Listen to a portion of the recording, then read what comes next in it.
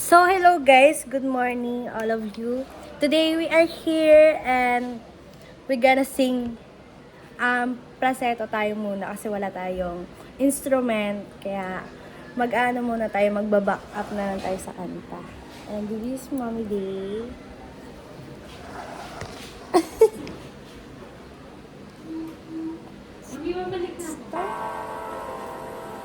Congrats.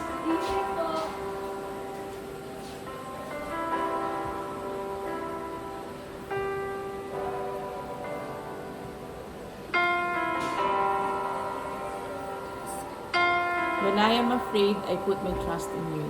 Psalm 56 verse 3.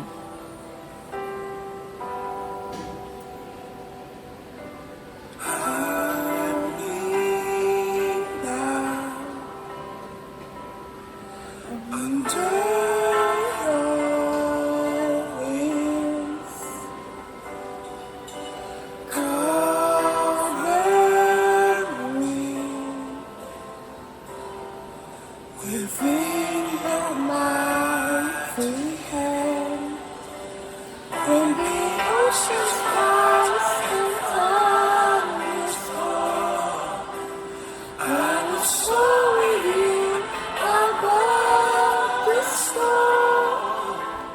Father, you are king over the flood. I will be still, know you.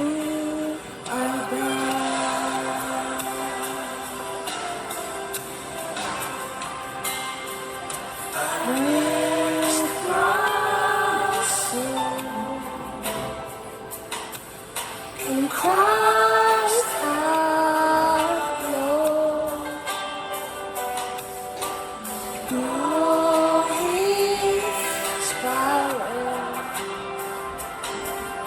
In quietness and trust, when the oceans rise and thunders roar, I will soar with you above the storm.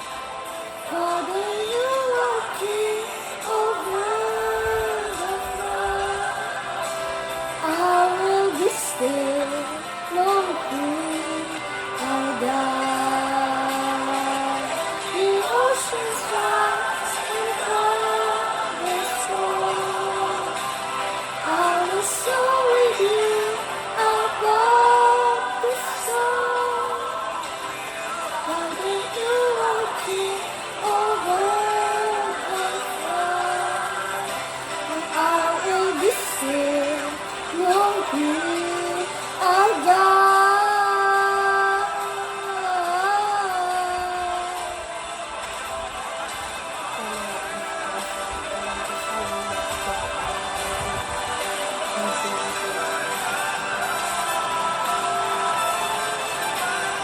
Every morning and at night, I will cry out in distress.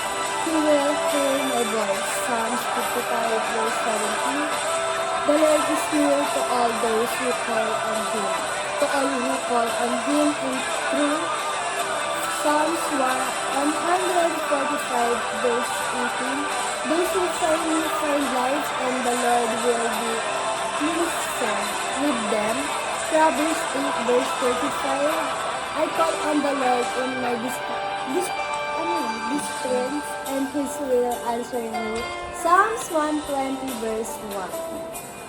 So, ayun guys.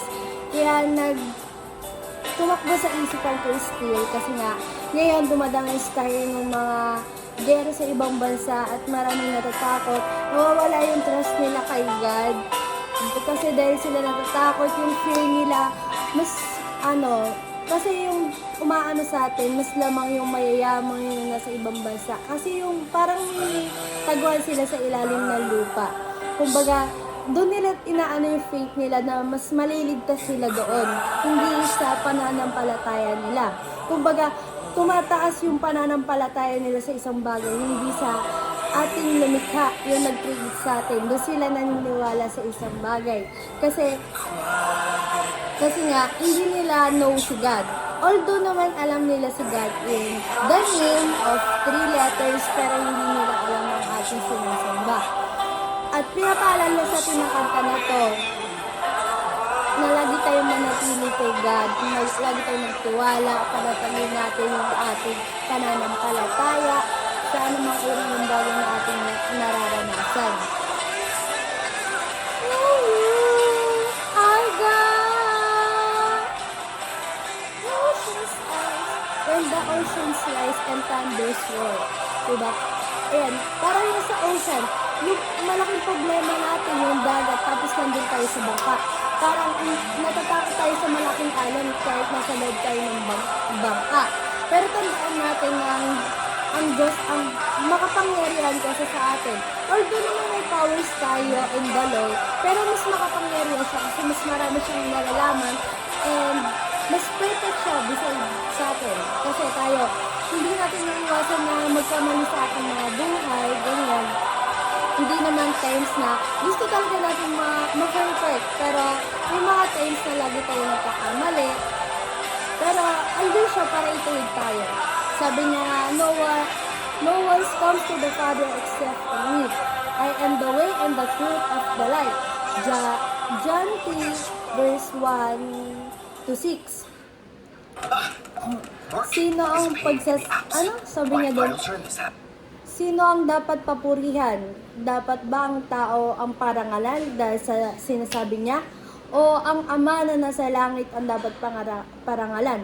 Dapat ba tayo pag sinabi ba natin na dapat ganito yung gawin natin, tapos feel nyo na tama yon na dapat kayo lang yung maparangalan. Hindi nyo makakakamit yon o makukuha dahil sa knowledge na binigay sa inyo ni God.